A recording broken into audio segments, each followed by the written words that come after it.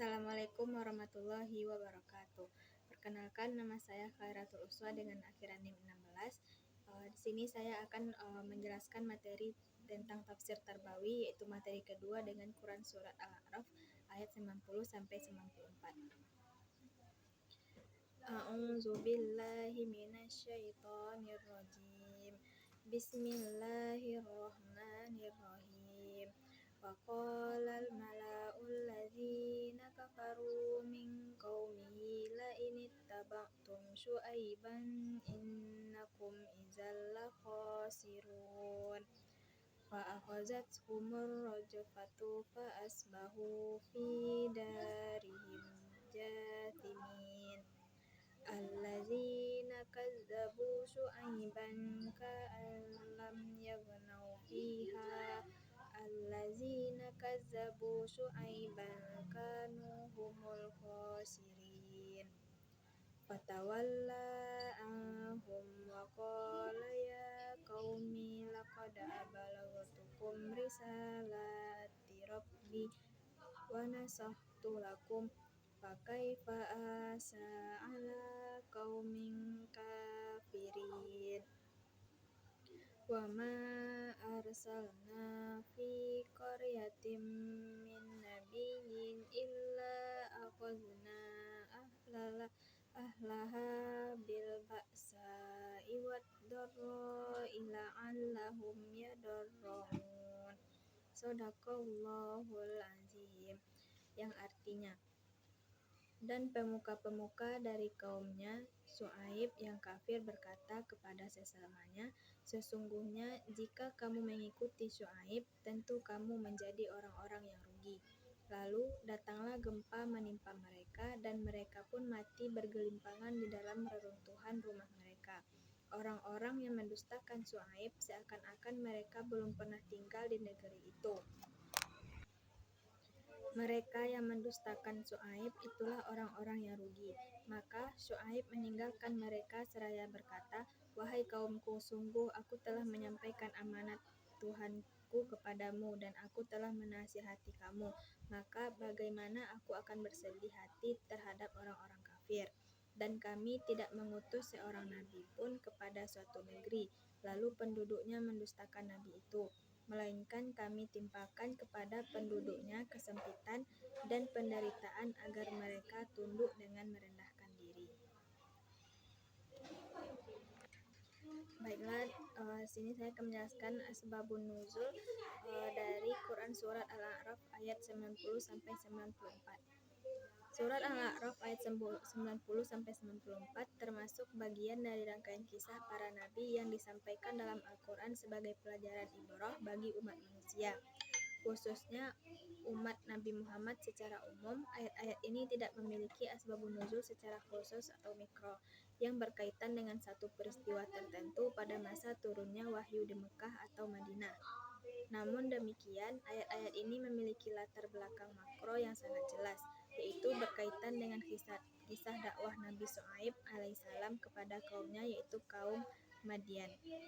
Dalam ayat 90 sampai 93 dijelaskan bagaimana kaum Madian, khususnya para pemuka dan orang-orang yang sombong di antara mereka, menolak dakwah Nabi Syuaib. Mereka tidak hanya menolak ajakan untuk menyembah Allah semata dan meninggalkan praktik kecurangan dalam timbangan dan takaran, tetapi juga berusaha mempengaruhi orang lain agar tidak mengikuti Nabi Syuaib. Bahkan mereka mengancam akan mengusir Nabi Syuaib dan para pengikutnya dari negeri mereka apabila tetap berpegang pada keimanan. Ancaman ini menunjukkan tingkat kesombongan dan keangkuhan yang sangat tinggi dari kaum tersebut, karena mereka merasa memiliki kekuasaan dan tidak ingin kehilangan dominasi sosial maupun ekonomi. Selanjutnya, pada ayat 90-93 digambarkan akibat dari penolakan tersebut, yaitu turunnya azab Allah berupa gempa yang membinasakan mereka. Hal ini menjadi bukti nyata bahwa setiap kaum yang mendustakan Rasul dan menolak kebenaran pada akhirnya akan mendapatkan balasan yang setimpal. Sementara itu, pada ayat 94, Allah menjelaskan sunatullah yang berlaku bagi umat-umat terdahulu, yaitu bahwa Allah tidak mengutus seorang nabi kepada suatu negeri, melainkan Dia menimpakan kesempitan dan kesulitan kepada penduduknya agar mereka menjadi sadar, tunduk, dan kembali kepada jalan yang benar. Namun, seringkali manusia tidak mengambil pelajaran dari ujian tersebut. Dengan demikian, dapat dipahami bahwa ayat-ayat ini diturunkan sebagai peringatan kepada kaum musyrik Mekah yang pada saat itu juga menolak dakwah Nabi Muhammad SAW. Kisah kaum Nabi Syuaib dijadikan sebagai cermin agar mereka menyadari akibat dari sikap sombong dan penolakan terhadap kebenaran. Selain itu, ayat ini juga berfungsi sebagai penguat hati bagi Nabi Muhammad dan para pengikutnya agar tetap sabar dan teguh dalam menghadapi penentangan. Kemudian ada nilai-nilai pendidikan dalam Quran Surat Al-A'raf ayat 90-94. Yaitu ayat 90-94 dalam surat Al-A'raf mengandung berbagai nilai pendidikan yang sangat penting dan relevan untuk diterapkan dalam kehidupan, baik dalam konteks individu, sosial, maupun pendidikan formal. Nilai-nilai tersebut tidak hanya berkaitan dengan aspek keimanan, tetapi juga mencakup akhlak, sosial, dan pembentukan karakter. Pertama, dari aspek pendidikan akidah. Ayat-ayat ini menanamkan keyakinan bahwa kebenaran mutlak berasal dari Allah dan wajib diterima oleh setiap manusia. Penolakan terhadap kebenaran bukan hanya kesalahan intelektual, tetapi juga bentuk kesombongan yang dapat membawa kepada kehancuran. Dalam konteks pendidikan, hal ini mengajarkan bahwa peserta didik harus dibina untuk memiliki keimanan yang kokoh serta sikap terbuka terhadap kebenaran. Mereka tidak boleh menolak kebenaran hanya karena faktor ego, tradisi, atau tekanan lingkungan. Yang kedua, dari aspek pendidikan akhlak. Ayat ini menggambarkan perilaku buruk kaum Nabi Syuaib seperti kesombongan, keangkuhan, dan sikap tidak jujur dalam muamalah. Mereka tidak hanya menolak kebenaran, tetapi juga berusaha menghalangi orang lain untuk beriman. Hal ini menunjukkan pentingnya pembinaan akhlak dalam pendidikan, terutama dalam membentuk karakter jujur, rendah hati, dan menghargai orang lain. Pendidikan tidak cukup hanya mentransfer ilmu pengetahuan, tetapi juga harus menanamkan nilai-nilai moral agar peserta didik tidak terjerumus dalam perilaku yang merugikan diri sendiri dan masyarakat. Yang ketiga, dari aspek pendidikan sosial, ayat ini menggambarkan adanya konflik antara kelompok yang beriman dengan kelompok yang menolak kebenaran. Kelompok minoritas yang beriman seringkali mengalami tekanan dari kelompok mayoritas yang memiliki kekuasaan. Dari sini dapat diambil pelajaran bahwa dalam kehidupan sosial, seseorang harus berani mempertahankan kebenaran meskipun berada dalam posisi yang lemah.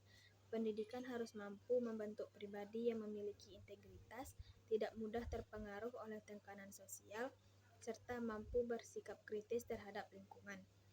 Keempat, ayat ini juga mengandung nilai pendidikan tentang kesabaran dan keteguhan atau istiqomah. Nabi Syuaib tetap berdakwah dengan sabar meskipun menghadapi penolakan dan ancaman. Hal ini menunjukkan bahwa dalam mencapai tujuan yang baik, seseorang itu harus memiliki ketahanan mental dan tidak mudah menyerah. Dalam dunia pendidikan, nilai ini sangat penting untuk ditanamkan kepada peserta didik agar mereka mampu menghadapi berbagai tantangan dalam proses belajar dan kehidupan. Yang kelima, ada dari aspek pendidikan ibrah atau pengambilan pelajaran. Ayat 94 menegaskan bahwa setiap kesulitan dan ujian yang diberikan oleh Allah memiliki tujuan pendidikan, yaitu agar manusia itu kembali kepadanya. Kesulitan bukan semata-mata bentuk hukuman, tetapi juga sarana untuk menyadarkan manusia dari kelalaian. Oleh karena itu, peserta didik perlu dibimbing untuk memiliki sikap reflektif, yaitu mampu mengambil hikmah dari setiap peristiwa yang dialami, baik yang menyenangkan maupun yang menyulitkan. Keenam, ayat ini juga mengandung nilai pendidikan ekonomi, khususnya terkait dengan kejujuran dalam aktivitas perdagangan. Kaum Nabi Syuaib dikenal melakukan kecurangan dan timbangan dalam takaran, yang merupakan bentuk ketidakadilan dalam ekonomi. Hal ini menjadi pelajaran